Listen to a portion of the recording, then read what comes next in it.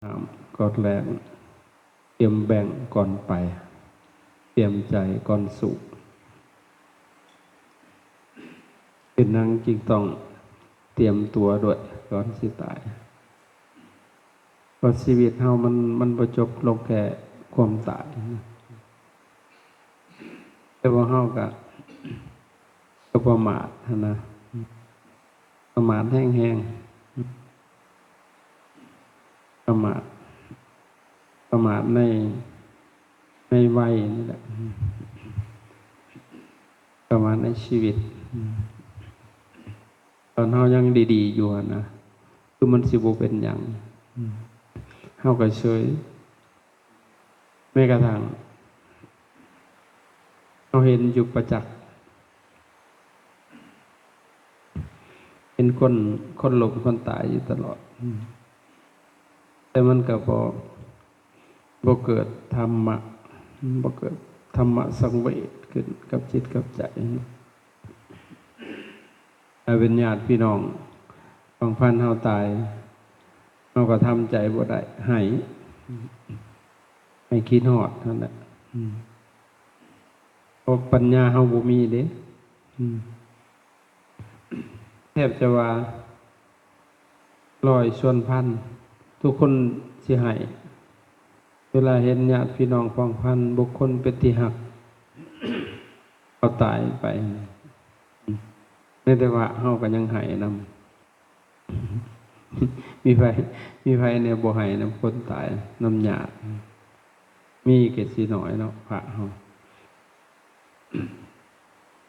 อย่างเช่นพ่อตาย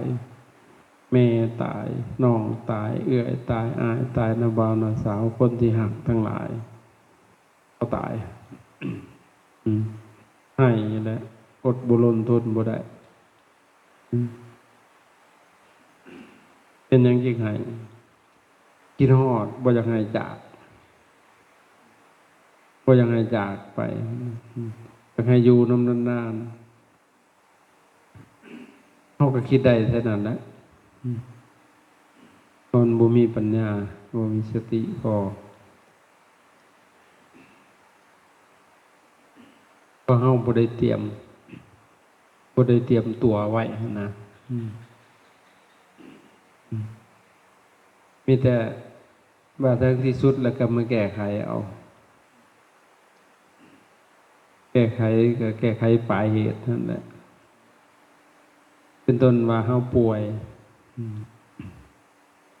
กายเจ็บหันเจ็บนี่เอาไปหาหมอบัดป่วยใจเด้บัดหมอมที่หักษาจังได๋ล่ะนี่แต่เอายานอนหลับมันได้ให้กินยาบังคับทางกายมันป่วยไข้ถ้าจิตใจบ่ป่วยตามนั่นแหละเป็นว่าคือธรรมทางกายป่วยไข้จิตใจบ่ป่วยตามนั่นแหละคือธรรมอันนี้เฮาจิตก็ป่วยกายก็ป่วยบวกกันได้บัดโรคทางกายมันก็เพียงบรรเทาเท่านั้นมันปวดบ่ให้เจ็บบ่ให้ปวดมันก็บ่ได้ละแต่เพียงยาซื่อๆนะยาเยียวยาไว้มันเป็นบาดเป็นแผลมันหักมันคนขาหักขาหันตับไตใส่พุงเขาก็เพียงยับยั้งยาปวดซื่อๆพอมันอยู่ไปวันๆนั่นแหละถึงที่สุดมันก็ต้องแตกสลายไปดูบ่ได้มหาภูตรูปทั้ง4มันแยกกันไปจริงๆแล้วธรรมชาติของมันถึงมันสิบ่ป่วยมันก็ตายอยู่แล้วนะมันอยู่บ่ได้มันก็แตกดับ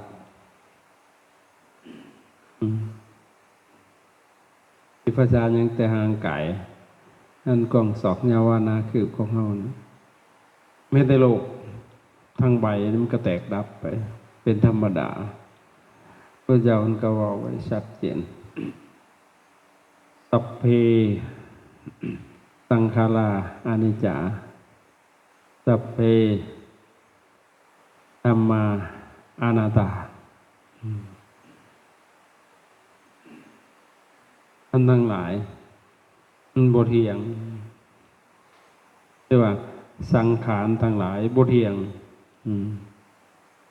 บ่ว่าสิเป็นสังขารที่มีวิญญาณครองแล้วก็บ่มีวิญญาณครองมันบ่เที่ยงมันแปรปรวนไปตลอด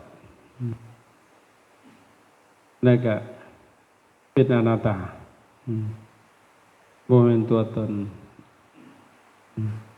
บ่ตั้งอยู่นานตั้งอยู่ประเดี๋ยวประดาวบ่เป็นตัวตนในที่นี้คือมันว่างเปล่าจากความหมายแห่งสัตว์บุคคลนั่นแหละคำว่าบ่เป็นตัวตนบ่แม่นจังได๋คือแล้วเห็นอยู่กายนั่งอยู่นี่ก็แล้วเห็นอยู่นี่กายเฮานี่หัดยังว่าเต็กเข้าไปอีกว่าก็ยังว่าบ่แม่นเฮาคันว่าค่อยคันว่าเฮาจังได๋แหละเฮาสิเฮ็ดหยังมันได้คันว่าเฮามันทำหยังก็บ่ได้เฮาเห็นมันเห็นผิดนี่เด้มันเห็นว่ากายที่เป็นมันว่าเป็นเฮาหั่นน่ะเป็นข่อยเป็นของข่อยมันอหังการมันเห็นว่าเป็นตัวเฮาแต่เมื่อเห็นว่าตัวเฮาก็เป็นของเฮาหมดแล้วบาดผมกับผมเฮาตากับตาเฮาเบิดเลยบาดเห็นน่ะมันเห็นผิดมันก็เลยเป็นตัวเป็นตนขึ้นมานะคำว่าอนัตตานั่นนี่คือว่างเปล่าจากความหมายแห่งความเป็นตัวตนแห่งสัตว์บุคคลตัวตนเขาเป็นสักวัฏธาตุที่มาประชุมกันเขาโดยเหตุและปัจจัยคำสมมติว่าคนและสัตว์มันก็จึงมีขึ้นได้แต่ว่ามันเป็นอนัตตามันบัญชาบ่ได้ดอกมันบ่อยู่ใต้ภายใต้กฎบังคับบัญชาของผู้ใดเพราะมันเป็นด้วยกฎของมันเองในเหตุและปัจจัย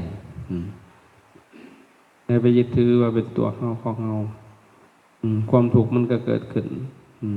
อุปทานขันธ์เกิดขึ้นเลยอุปะเข้าไปอาทนายึดถือว่าเป็นของเฮาด้วยอำนาจของกิเลสด้วยตัณหาอุปทานอวิชชาตัณหาอุปทานตัณหาคือความอยากมันสิตายมันทุกข์ย้อนอยากนี่แหละเสมอเลยนะอยากเป็นหันแล้วก็อยากเป็นหนีอยากได้หันแล้วก็อยากได้นี้แล้วเรามันบ่จบบ่สิ้นอันบ่อยากหันกระทุกข์อีกแบบนึงบ่อยากเป็นบ่อยากเห็นบ่อยากพออันอยากหันกระทุกข์อีกแบบนึงมันบ่จบบ่สิ้นเด้ส่วนหลายเฮาไปมุ่งหวังวาดภาพอนาคตทั้งหนาพุ่นนะอันมาบ่ทันฮอดเอาไว้สวยหรูเลยปีนั้นก็สิได้หันก็สิทำสิ่งนี้ก็สิให้ได้มาสิ่งนั้นสิ่งนี้นั่นแหละเฮาไปวาดหวังเฮาไปตั้งเวลาไว้เลย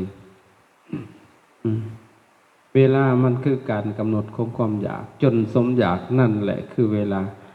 บ่เป็นสิ่งอื่นใดบ่เป็นโมงนาฬิกาที่เฮาจังซี่เวลาแปลว่าการกำหนดความอยากจนสมอยากนั่นแหละคือเวลาเฮิงปานใดสิสมอยากจักเทื่อบาดตั้งเวลาปึ๊บขึ้นก็กัดกินหัวใจเฮาแหละสั่นวับเขาน่ะให้มันฮอดจุดนั้นบางครั้งไปฮอดจุดที่วาดหวังไว้แล้วปึ๊บถ้าสมหวังก็ดีใจถ้าสมอยากถ้าบ่สมอยากก็เสียใจก็ไปตั้งต่ออีกบาดนี่บ่จบบ่สิ้นเลยบาดมันก็เลยกลายเป็นความทุกข์แผดเผาล้นหัวใจจิตใจก็เราห้อยหา อารมณ์ต่างๆซุมนั้นเอามาเสพโอ้เบิ่งแล้วมันกระทุกข์ซะเหลือเกินเนาะทุกข์ทางกายมันก็เพียงบรรเทาแต่บ่มีผู้ใดสิทำให้มันหายขาดได้อารมณ์ทางกายนี่นะแต่ว่าโรคทางใจมันนักกว่าโรคทางกายอีกบาทแต่ว่ามันรักษาได้บ่แม่นเอายาชุ่มหมู่นี้ได้รักษาต้องมีธรรมโอสถรักษาโรคใจจิตใจมันมีโรคเพราะมันมีโรคของใจก็คือกิเลสนั่นแหละความโลภความโกรธความหลงอันนี้เป็นโรคของจิตเสียบแทงอยู่ตลอดโลภอยากได้นี่แล้วอยากปัญหาเพิ่นน่ะตัณหาคือความอยากต้องให้อยากดีมันก็ยังเป็นปัญหาอยู่แต่มันก็ดีแต่ถ้าว่าในทางปฐมธรรมมันก็ต้องละให้เบิดอีกละฮอดผู้ดีพูดแล้วละฮอดผู้สุขผู้ไปเป็นเจ้าของความสุขกันยังละอีกนะถ้ายังมีผู้ไปเสวยสุขอยู่หันอีกมันก็ยังสิต้องนำไปสู่ความทุกข์อีกผลตัวนี้นะเพราะยังมีเหตุแล้วก็ยังมีผลอยู่ไม่เด่นนะแต่ว่าจะน่าเสียดายพอเข้าพุทธในกระทั่งนักบวชเข้าก็ยังเหตุเล่นอยู่หั่นนะยังประมาทเต็มที่เลยบวชมา9 ปี10 ปีประมาทสุดๆเลยเขายังบ่ได้เข้าใจเขาระบบขันธ์หาหูบนามมาเลยบาปเนี่ยจากแม่นอีหยังพลุงพลังเลยเฮาบ่ได้เตรียมโตยังเลยได้นี่บวชมันเอาลองเบิ่งลองป่วยลองเบิ่งบาดคันบ่ข้างรถบาดดิ้นตายแล้วบาดน่ะย่านตายเฮาอย่าเหลิงติล่ะคิดว่าเฮามาเตรียมโตได้นี่มาฝึกมาเตรียมโตก่อนตายเพราะจังได๋ก็ตายคักๆแหละบ่มีไผฆ่าก็สิตายเองบ่ยังต้องตายอย่างแน่นอนเลยอันเฮามาแก้ไขห้องหมอเฮ็ดประกันภัยนะมันแก้ไขไปเฮ็ดดอกอันนั้นบ่ต้องประกันดอกบ่มีผู้ใดไปประกันตายได้ดอกต้องตายแน่นอนคนโอ้ไปเฮ็ดประกันไปเด้อเพิ่นว่าโอ๊ยเขาบ่ประกันหัวมันได้ประกันตายบ่มีใครประกันได้ดอกโอ้ยมันรักษาฟรีได้บ่ได้รักษาหัวมันดอกฟรีก็ได้มันก็บ่ได้ป่วยอยู่คุมื้อดอกไปทั้งเทื่อปีนึงก็บ่ได้ป่วยเทื่อนึงสมมุติว่า5 ปีจังป่วยก็ทำเงินเจ้าของหั่นแหละไปโฮมไว้ในหั่นน่ะเทื่อบ่ได้ป่วยซะเลยเขาก็เอาซื่อๆเงินซุมน่ะยาบ่เฮ็ดหัวมันค่อยพระพุทธเจ้าเราพาเรียเจ้าทั้งหลายยามเจ็บไข้เพิ่นบ่คนควยหายุกยาถ้ามีก็ฉันถ้าบ่มีก็แล้วไปเพิ่นสิเพ่งพินิจคิดทำอยู่ในนี่แหละโอ้มันมาจากไสตัวนี้โรคพยาธิต่างๆมันสิอยู่จังซี่อยู่กับรูปกับนามเพิ่นนี้ถ้าหากว่าที่ใจเข้มแข็งขึ้นปฏิบัติธรรมจนถึงขั้นเข้าไปถึงมรรคผลหรือว่าไอ้สมาธิขั้นสูงขึ้นไปเป็นฌานเป็นสมาบัติขนาดชุ่มมันนี่ก็เฮ็ดหยังเพิ่นบ่ได้ดอกนั่นคือพวกเฮาที่บาทไม่ได้ฌานสมารับบาทนะน้อยหนึ่งก็สิตายก่อนแล้วได้บาทนึงบ่ไหวแล้วขนาดหิวนี่ยังสิตายล่ะหิวต้นบ่ไหวแล้วบาทเฮ็ดจังไดบาทนะจอดรถปึ๊บก็สิหาแนวซื้อกินได้บาทหาแนวกระตุ้นไปได้บาทนะเอาตี้หิวพุละถุงละถุงโอ้กรรมฐานแตกเลยบาทพอขึ้นมารถ6บัดรถหันว่าแม่นปอบบาดแต มันหิวยังกระดกเดี๋ยวห้าก็กินข้าวมาใหม่ๆได้น่ะขวเกียขวเกียบางเทื่อคอยจนได้หายเอามันเหม็นเขาแอร์หลดมันหิวยังกระดกกระเดียนะก็กินไม่บีมเนี่ยนะออกจากปากเขามันเสียนิสัยเลยว่ามันติดได้ซะเฮ็ดนั่นได้ซะนั่นเห็นเนาะคือบริฝึกได้หัดซะเลยนะนี่แหละที่ว่าพวกเขามาฝึกมาหัดมาเตรียมตัวก่อนสิตายเฮ็ดจังได๋เฮ็ดโล่งไว้บ่ต้องเฮ็ดดอกละคนน่ะไปเฮ็ดโล่งเฮ็ดธาตุไว้เฮ็ดตายอีสังว่าเพิ่นสิได้ไปสวรรค์เฮ็ดโล่งเฮ็ดธาตุซุมมื้อน่ะเตรียมจิตเตรียมใจของเฮานี่แหละเตรียมไว้เบิดก่อนสิตายห้ามพิสอบไว้เบิดเลยถ้ามันเป็นเนื้อคู่เฮากับเตรียมประพฤติปฏิบัติธรรมนี่แหละฝึกจิตให้มันเข้มแข็งขึ้นไปจะไปเป็นหนี้เป็นสินไว้ บางวัดเป็นหนี้เขาอยู่ได้ว่าซั่นยังเฮ็ดอันน่ะบ่แล้วเพราะว่าอย่าเฝ้าตายได้กันน่ะจะเฝ้าก็บ่อยู่เนาะนั่นแหละประมาทได้น่ะโอ้เฮ็ดซะล่าเพราะว่าเป็นหนี้ค่าปูนเพราะว่านั่นแหละประมาทบ่เทื่อไรตายมื้อแรงได้จัดมันบ่ได้จบได้บาดได้สิ่งพวกนั้นนี่แหละว่าเห็นพระเฮาแล้วโอ้ประมาทแท้เว้ยเวลาอาจารย์เป็นหนี้อาจารย์จึงเว้าไว้นะย้อนยังยันมันตายเคยเว้าเด้มันค่อยตายกะโมน้ำเลยเด้อว่าปูนอาจารย์ยันมันหายบ่ทันนะมันบ่กล้าเอาท่านบ่ได้เว้าไว้นะมันถือเสียวอยู่ได้เนาะขี่รถไปเพิ่นว่าแก๊บเพิ่นว่าเป็นศพแหละบ้านเฮ็ดจังได๋บ้านพัดหนีเขาพัดเป็นตื้อก็มีพระนี่ก็คือกันบางบ่อนมีแต่อยากสร้างบ้านสร้างเจ้าของหั่นเป็นหยังทางเฮานี่นะซุ่มอยู่ทางหลังเฮานี่บ่ยากสร้างปานใดดอกเพิ่นน่ะบ่สันเข้าบ่เอาหลายนะเอาองค์นึงก็พอแล้วพอได้เป็นพุทธปฏิมาพอได้กราบนะเป็นชื่อผ่านโอ้อย่างหน่อยก็ยังเห็นเนาะคือองค์สมเด็จพระสัมมาสัมพุทธเจ้าน้อมจิตไปหาเพิ่นถ้ามันบ่เห็นก็กราบร่มกราบแรงไปหั่นน่ะแต่ว่ามันเห็นมันบัดคือว่าอบอุ่นแน่หั่นนะก็บ่ได้ติดในสิ่งนี้ดอกนึกไปคิดว่าเป็นพระศาสดานั่งอยู่ต่อหน้านะนี่สร้างตนเนี่ยฝึกตนเนี่ยให้มันเข้มแข็งให้มันเข้าถึงทำอันยังบ่เข้าถึงให้มันบรรลุทำอันยังบ่บรรลุนั่นแหละคือเตรียมไว้บ่ต้องเดือดร้อนอันนี้เฮาบ่ได้เตรียมตัวเฮากะยานเนาะไปเห็นคนตายสิตกใจเลยบาดจิ๊บหายแล้วบาดนี่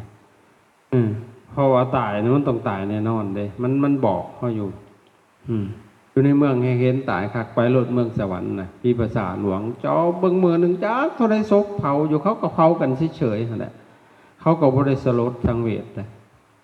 นั่นแหละคนบ่มีปัญญาแทนที่ไปเห็นน่ะโอ้เนาะความตายไก่เข้ามาแล้วเนาะไก่เฮาแล้วมื้อนี้แม่ใหญ่นั่นตายมื้อนี้พ่อใหญ่นั่นตายมื้อนี้ย่าทานนั่นตายเฮ้ยเดี๋ยวกันย่าทานเฮาตัวนี้มันใกล้เข้ามาได้บาดย่าคู่เฮาเตรียมไว้ขนาดอย่าหลงละเรื่องขนาดเฮาบ่ทันเกิดโรคอิหยังเกิดมาเนี่ยมันบุญหลายที่สุดได้ขนาด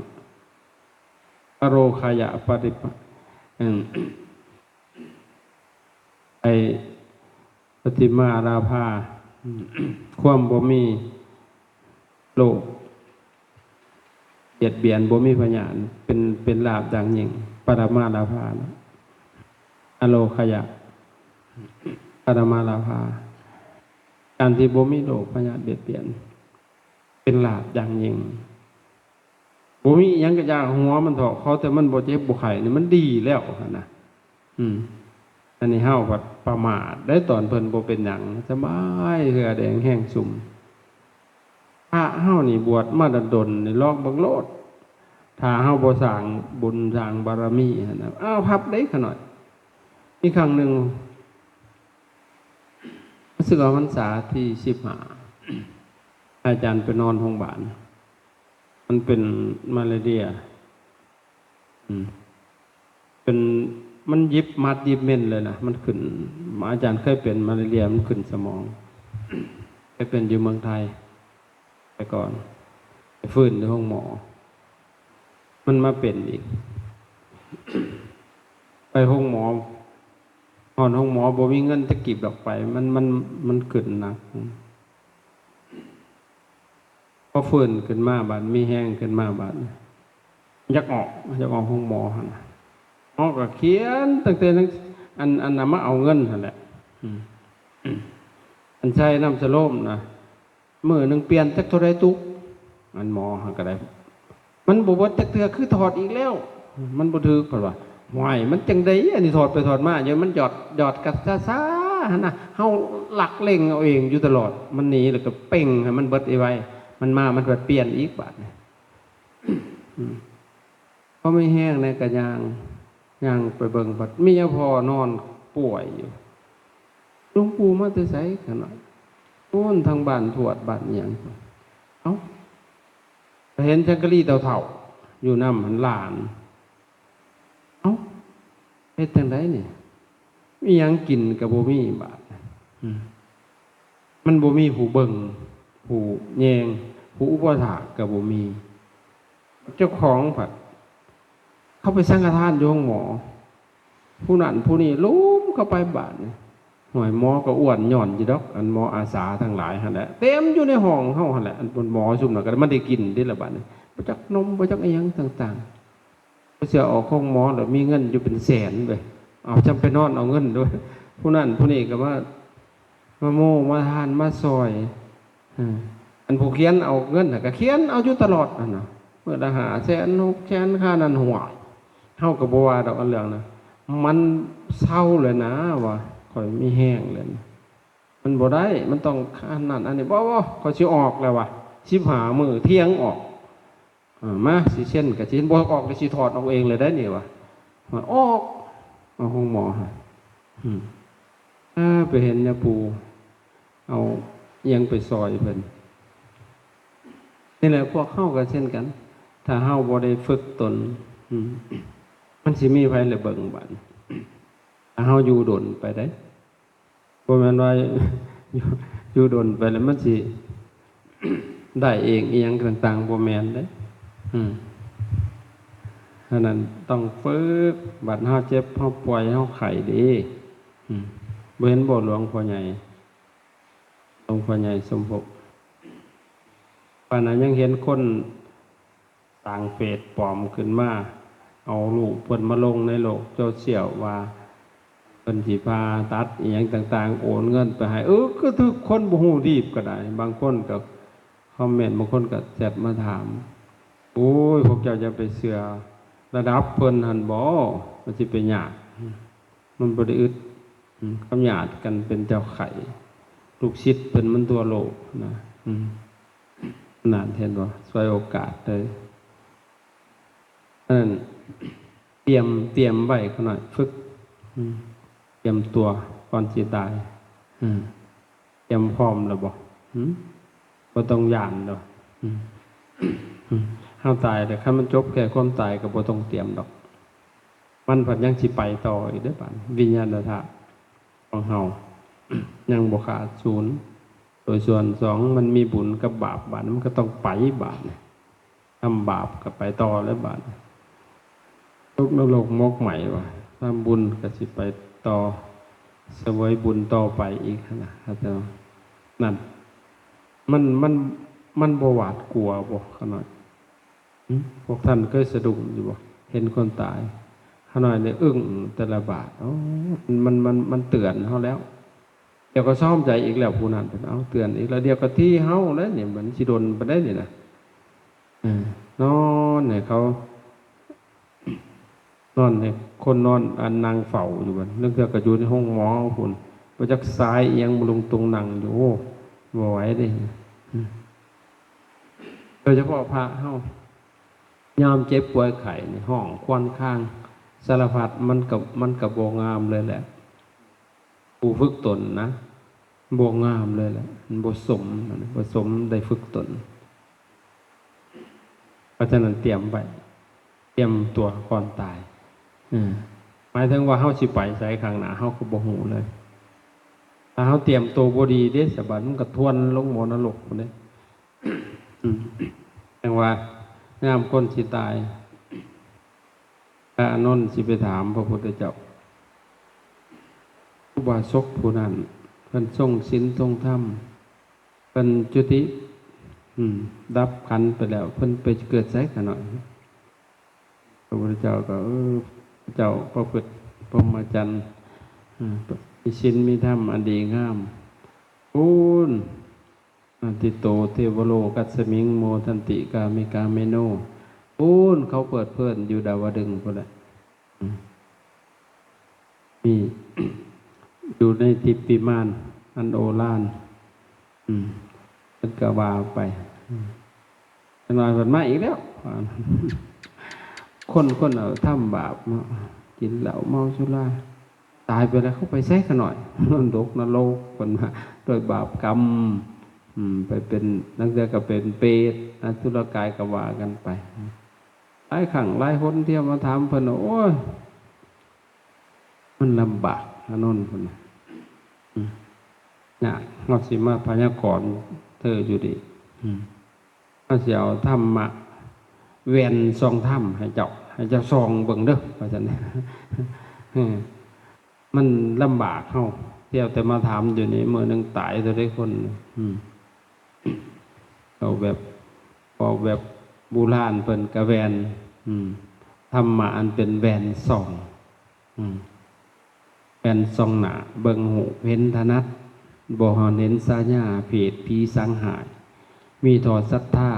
ศีลจากข้าพร้อมปัญญานั่นเป็นแวนเงาตัวดีแลหายใจเจ้าสิส่องเห็นอานนท์เอ้ยบอกเป็นภาษาบ้านเฮาบ่ต้องมาถามเฮาเด้อบาดไปซองบังโลดนี่นะเอาศรัทธาซองเบิ่งซองลงไปในจิตในใจเฮานี่มันเป็นจังไดซองเบิ่งดูมันโหดหายจังไดจิตใจอันนี้ซองมึงดูคันศรัทธามีมันสิซองลงไปเห็นแล้วนะอาญะเลยว้ายตายเลยบาดนี้ตกนรกมันบอกโลดซองลงไปเห็นความโกรธความโลภความหลงอยู่ของมันน่ะโลภะโอ้โหนรกแน่ๆเลยกูว่าซั่นบ่ต้องให้ไปพยากรณ์เลยซองมันได้เป็นหน่อยซองเสร็จได้มึงในครูเฮาก็ซองเบิ่งแน่ขนาดซองบางตอนมันอยากซื้ออาหารเป็นพวงมันเปรตแน่นอนเลยกูแหละหัวหน้าพุ่มเขียวซองมึงได้หนีว่าเปรตได้หนีว่าสิหากว่าชั้นเขาแล้วสิเอาไปกินอีกแล้วว่าสิเห็นบ่นั่นแหละเห็นว่าพวกไปวัดก็คือกันโอ้ยตอนมาบัดเอาใครซองหน่อยบัดเมื่อบัดเป็นพวงเปรตตัวนั้นซองเบิ่งติแหละนั่นแหละศรัทธามันสิซองลงไปเห็นความชั่วดีได้หายใจเจ้าสิซองเฮ็ดซองไปเบิ่งโอ้เนาะศรัทธาขันตถาคตโพธิศรัทธาได้ความเสื่อในพระรัตนตรัยในพระพุทธในพระธรรมในพระสงฆ์บ่แม่นสิแม่ชีนินทาเจ้าอาวาสอยู่ตลอดมันบ่แม่นเด้อหั่นน่ะอย่าไปหานินทาเพิ่นเด้ออย่าคู่กับคนคือกันเนาะตัวคนก็โอ้ยไปวัดเก่งๆเขาไปหานินทาเขาโอ้ยมันก็นรกทวนเราแล้วเว้ยแต่ว่ามึงจะเฮาอาจสิบ่ได้จำเพิ่นก็มีพระก็มันก็บ่ได้ดีกันเบิดดอกแต่หากเพิ่นก็ยังบ่ได้ขาดจากความเป็นพระนะควรจะซอยเพิ่นนั่นแหละท่านสละซอยเป็นจังได๋ขะหน่อยอยากซิกโอ้อยู่ก่อนนะขะหน่อยมันซ่อนอยู่ขะหน่อยก็อยากบวชอยู่ของบ่ได้คืออันญานี่นะอยู่ก่อนขะหน่อยเห็นเพิ่นเฮ็ดบ่ดีบ่งามก็โอ้ยเนาะประคับประคองอันนั้นแหละคือหวังดีอันนี้ตอกย้ำซะได้บางคน นินทานินทาเขาเจ้าอาวาสเดี๋ยวไปบ่นินทาตัวใหญ่ๆเลยมันจะสมศักดิ์ศรี นั่นน่ะนั่นแสดงว่าศรัทธาของเฮามันบ่แข็งแรงลุ่มดอนแต่ถ้าให้เขาย่องบอกว่าดีใจแบบว่าเขาตีเชียใจจริงๆเขาตีหั่นแหละโตดีด้วยแหละเขาย่องหันบ่ได้ดีปานใดเด้มันหลงกันเขาย่องกันเขาตีเฮาสิได้โอ้มันแม่นจุดได้ว่าเขาเว้าเนี่ยแม่นความเขาตัวนี้ว้ายกูเลยบ่เห็นเปลี่ยนทันทีเลยนั่นแหละพระพุทธเจ้าคนเอาผู้สิบอกคุ้มทรัพย์ได้ผู้ตีหั่นน่ะเข้าใจบ่ขอบใจเด้อเขาบอกคุ้มทรัพย์เฮาตอนนั้นที่เขาตีนะเอาวัดไปเอาแต่คำชมโอ้ยเดี๋ยวเขาก็รำคาญเขาก็ย่องมันดีใจซื่อๆก็ได้ต่อมันมักย่องได้จัดให้เขาว่าอย่างหน่อยก็ได้กินขาไก่นะมันเอาจัดต่อนี่ศรัทธาตั้งมั่นบ่หวั่นไหวในพระพุทธในพระธรรมในพระสงฆ์ต่อให้ไฟมาดึงไปก็ยังบ่ได้นั่นแหละมันบ่ตกเลยในโลกคันมันป่านนั่นแหละก็จะดิ่งลงในเมื่อมีศรัทธาแหละมีศรัทธาแล้วมันก็มีศีลโลดแล้วบาดศีลขันได้แล้วเหรอศีล2ศีล3นี่ก็ล่วงท่วนนรกคือกันได้ทั้งกันว่าฝันก็ยังบ่ทำชั่วเลยเด้อันศีลนั่นแม้อยู่ศีลทางนอกเฮ็ดสวยๆคือทางในเพิ่นติบาดไปหานินทาเขาอยู่ยังไปโกรธเขาอยู่ยังไปปฏิฆะยังไปโอ้โหยังบ่ได้ยังบ่ได้แต่ข้างนอกเขาจะเห็นเนาะต้องเบิ่งบ่ต้องให้พยากรณ์เฮาดอกฮู้ได้เลยโลดคันมีธรรม4ประการนี่มันแต่ว่า2อันนี้ก็ฮู้แล้วว่าตกนรกคันเฮาเฮ็ดบ่ได้นะศรัทธาศีลมันสิรักษาเฮาเลยแหละทำบิณเฮารักษาศีลต่อมาศีลรักษาเฮาศีลทรงเฮาหั่นนะเห็นบ่เทพดอดห้ามแล้วมันสิไปทำผิดได้ที่ทำมันก็ปรากฏขึ้นมาแล้วได้หลักแล้วได้โอ้ทำบ่ได้เห็นบ่แต่พวกเฮาบัดมีโอกาสปัญญังสิทำได้อยู่บ่ทำเฮาบ่มีโอกาสเหมาะเฮาก็จัดเลยแหละเห็นบ่ปงศีลมันเลยแล้วแหละอาการเหมาะโอกาสเหมาะก็ได้เห็นบ่ที่นี่จาคะคือความเสียสละขนาดก็จาคะอยู่ได้ให้ทานโอ้มันแม่นอยู่ตั้งแต่ให้ทานนั่งจากคุบอยู่พอเฮาทานเฮาก็นั่งหวังผลมันเดือนเด้หวังอยากได้อ่านนั่งปรารถนายังเป็นอัตตาตัวตนอยู่ถ้าถึงก็ชนะกับก็ให้ทุกข์ให้ยากเพิ่นว่าก็ให้ร่ำรวยสุขังมั่งมีนะท่านแบบนั้นยังเป็นอัตตาธิปไตยอยู่ยังตั้งแต่ก็จะให้หมู่เห็นให้หมู่ย่องอยากมีตัวตนอันนั้นเป็นอัตตาธิปไตยบางคนก็โอ้ให้ท่านเห็นหมู่ให้นี่แล้วบ่ให้ก็บ่ได้แล้วนะอายหมู่เฮ็ดนโมหั่นแหละอันนั้นยังเป็นโลกาธิปไตยอยู่มันต้องธรรมาธิปไตยทำดีเพื่อความดีบ่แม่นสิเพื่อคนย่องเด้ข่อยทำดีเพื่อดีข่อยเขาอยากย่องอยากด่าข่อยก็สั่งแต่ด่าข่อยก็ยังบ่ได้ว่าอีหยังได้ล่ะผู้พี่บ่ามันก็ด่าข่อยอยู่นั่นข่อยบ่ได้แค่ข่อยทำดีเพื่อความดีทำดีส่วนนางไผบ่ย่องข่อยก็ดีอยู่แล้วมันเป็นจังซั่นนั่นแหละคือธรรมาธิปไตยทำดีเพื่อความดีบ่แม่นเพื่อคนย่องเฮาบ่ได้ดีย้อนคนย่องเฮาบ่ได้ชั่วเพราะคนติเฮาดีย้อนการกระทำดีของเฮาเอาชั่วก็ย้อนการกระทำชั่วของเฮานั่นจะค่ะปลดปล่อยพัฒนาการ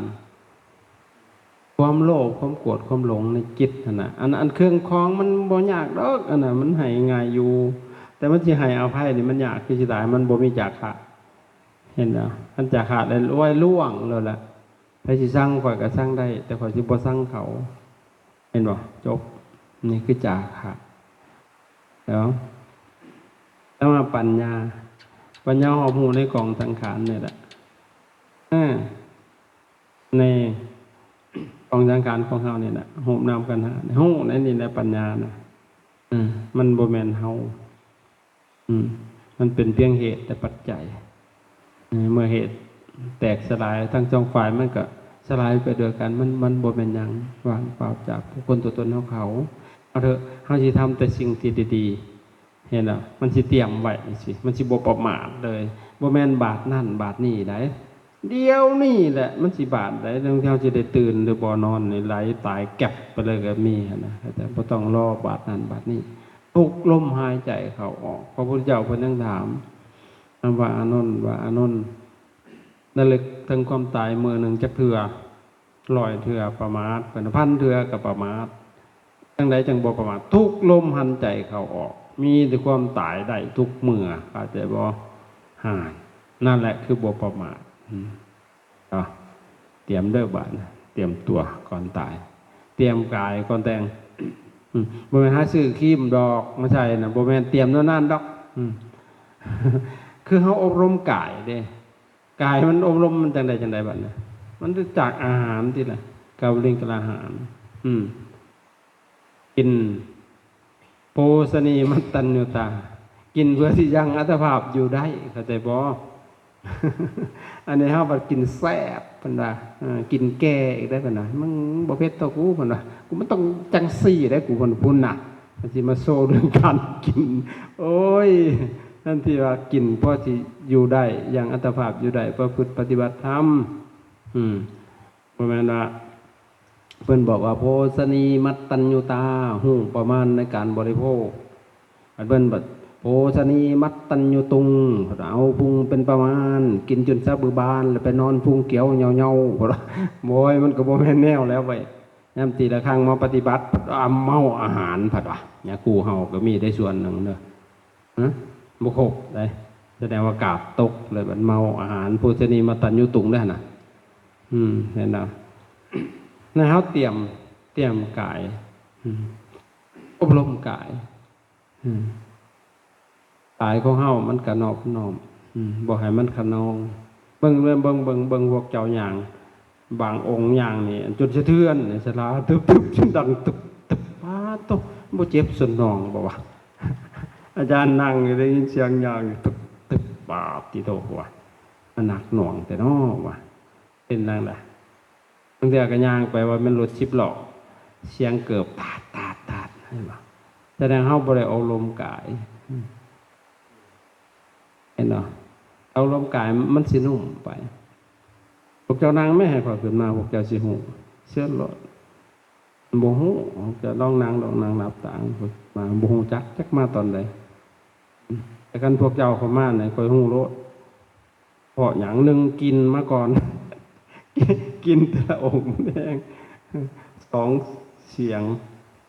ทั้งกินทั้งเสียงตัวมานั่นแหละเอาอบรมกายให้มันนุ่มนวลครับอบรมกายอบรมกายอบรมศีลอบรมสมาธิอบรมปัญญาให้มันดีงามดีลบได้นี่เรื่องการกินเราไม่ต้องไปตกแต่งอย่างมันดอกให้มันสะอาดแต่บอกไม่ต้องไปซื้อครีมมาใส่ดอกครีมอาชีอีมูนดอกคุณจริงยังยากหัวแม่มันดอกมาใส่ให้มันสะอาดแล้วก็หน้ามันแตกกันนะเขียดบ่มาอยู่ดอกยาหัวมันสะอาดแล้วพ่อมันก็งามเองมันดอกเตรียมกายก่อนแต่งกายของเฮามันต้องมีธรรมะเป็นอาภรณ์อาจจะบอกถ้ามีธรรมแล้วงามเลยกายฮะเขาก็งามคนก็โอ้ยพระในบางองค์ไปดัดฟันพุ่นน่ะพระเฮาก็ได้โอ้มีได้ขนาดเห็นว่าไปดัดฟันอุ้ยว่ะบางองค์ก็ไปเฮ็ดจังซั่นจังซี่โอ้ยมันบ่ฟันน่ะคนเฮาก็คือกันแล้วก็ผมงอกก็ไปหาย่อมค่อยได้แห้งงอกค่อยแห้งดีใจจังได๋น่ะย่านมันบ่งอกสิตายย่านมันตายก่อนงอกนะเห็นผมงอกโอ้ดีใจมันงอกเนาะมันก็เป็นชี้อันนึงอีกสลับไปโดยบ่ต้องยอมเลยใน จะน้องก็งอกกลายขึ้นได้ขึ้นบักดำหายไปเลยบาทนี่เฮ้ยเปลี่ยนสีแล้วกูบาทเนี่ยวะเห็นบ่เท่ไปอีกแบบนึงเป็นเวอร์ชันใหม่อันนี้เฮาผมงอกก็เป็นทุกข์เลยเนี่ยคู่กับไปกลุ่มลกผมงอกน้องก็เสยเลยโอ้ยลกหัวมันเห็ดหยังบ่อยากให้ปงก็เอายามาขาเลยให้มันโหลนเลยหลดก็แล้วตัวมันจังบ่งอกมีอยู่ในยาขาวผมเอาธรรมะเป็นอาภรณ์งามกิริยามารยาททุกสิ่งอย่างมันหนุ่มนวลนะบอกแข็งเก่าการไปการมานั่นแหละนุ่มนวลเลยแหละนะครับแต่ว่ายิ่งมีไอ้ทำมันยิ่งงามเลยล่ะอันนี้คือเตรียมกายเตรียมกายก่อนแต่งเตรียมนั่งก่อนแรงน้ำได้ทีหมายทั้งน้ำจิตน้ำใจของเราต้องได้เตรียมมีน้ำใจบ่ล่ะผู้เฒ่าโบราณบรรดาคักได้อยากกินเข่าให้ปลูกใส่พระลานหินอยากมีศีลให้ขาพอตีเมขันอยากให้คนมาแวให้ขาหมู่เดียวกันอยากมีสีสันให้นอนดินกับฝุ่นหลอกขักต่ออยากอุ่นให้อาบน้ำย่ำหนาวอยากให้คนมาแวให้ขาหมู่เดียวกันขาหมู่เดียวกันขาคว่ำขีชนีนะเขาจะบอกคนมาแวนะหมู่เดียวกันได้นะท่านชายมอนี่ยุดมอนี่เบรกรถยันเบิร์ดหมู่คนอะไรหมู่หักหมู่แพงคนนั้นแหละเข้าใจว่าขามทีมรถเรียบร้อยเห็นบอกคอยขาหมู่คอยถิ่มแต่ว่าพวกเจ้าจังในมาอยู่น้ำคอยหลายท่านคอยบอกขาถิ่มเชิญสิได้เขาขาหมู่คอยถิ่มแล้วมันกระมอแล้วนั่งตายแลนนี้ไปจ่อยจักมันไปทางไหนตายพัชนีบ่เห็นเนาะความสัวตายมันบ่เห็นดอกมันกระหายแหละมันแลนนี้ไปจ่อยบ่เห็นหอนจากซกเลยขามันถิ่มขาหมู่เดียวกันยังไงคนมาแบให้ขาหมู่เดียวกันมันยังมีสีสันให้นอนดินกับฝุ่นนี่แหละอยู่จังสิแหละมันจึงมีสีสันอยู่แบบติดดินแต่ว่ามันก็มีสีสันมันอยู่แบบเบ่งกามอยู่โตใหญ่ครับบัดจ่างก็บ่มีสีสันนั่นน่ะนะเขาสินี้จากบัดแหละนับแต่พีก็อยู่นำบ่ได้นี่คือเตรียมกายก่อนแต่งเตรียมน้ำก่อนแหละน้ำจิตน้ำใจและเฮาอยากให้คนอื่นเห็นใจเฮาก็เห็นใจเพิ่นเฮาอยากให้คนอื่นให้เกียรติเฮาก็ให้เกียรติเพิ่นอันใดให้คนอื่นฮักเฮาก็ฮู้จักฮักเพิ่นอยากให้คนอื่นดีต่อเฮาก็ฮู้จักดีต่อเพิ่นอยากให้คนอื่นเป็นที่พึ่งให้เฮาได้เฮาก็ต้องเป็นที่พึ่งให้คนอื่นนั่นแหละคือเตรียมไว้จะวายไปทางใดก็บ่ได้อึดพออึดเลยไปทางใดก็ได้สบายมากเลยบ่อยากได้อันไหนมันแห้งแก่หลายอันอยากได้แล้วมันบ่ได้ดอกเตรียมใจก่อนสู่เอาใจมันสู่ไว้บ่แล้วเหรอความทุกข์เกิดมาแล้วอยู่บ่ได้เลยบัดนี้เผาใหม่เลยสารพัดมันต้องได้สู่กับทุกสิ่งทุกอย่างสู่กับโรคาพยาธิทางกายพยาธิทางใจคำติสินนินทาคำสารพัดเลย56เขาจะบอกต้องได้เตรียมแหละมันบ่ได้เตรียมก็เสียหายเบิดแล้วแหละไปเสียหายไปบวชอยู่วัดพัดว่าแต่วัดใดพัดน่าอายได้บาดนี่วัดใดสิขาพอลูกศิษย์อาจารย์ก็พดโอ้ยอย่าเว้าเขาสิให้เทศปฏิบัติได้บาดนี่ทำอิฐนะโอ้เพิ่นอวดโตตัวเพิ่นอวดโตตัวคิดเห็นหลวงพ่อใหญ่เอาเจ้าอาวาสไปที่มันก็ยั่วไปจกเจือได้หลับสังฆทานไปในเรื่องนั้นเขาชิตาวายอยู่กรุงเทพถ้าเขาไปเห็นสิอย่างนี้ไปหลับของสังฆทานไปเพราะว่าตัวมิตรชนท่านสูงบาทในพระอีกลูกศิษย์ท่านพระอาจารย์สมภพโสติปัญโยวรศิษย์เอกขาสั่นเลยได้บาทศิษย์เอกขาสั่นบอกโอ้ตายคักเหงื่อออกจำเป็นมาข้าวโพดนี่พอเขาให้เทศจักมันว่าเรื่องหยังเราเจ้าว่าเราก็บ่ถึกเลยบ่ฮู้เรื่องเลยมันไปบ่เป็นเลยมันนะ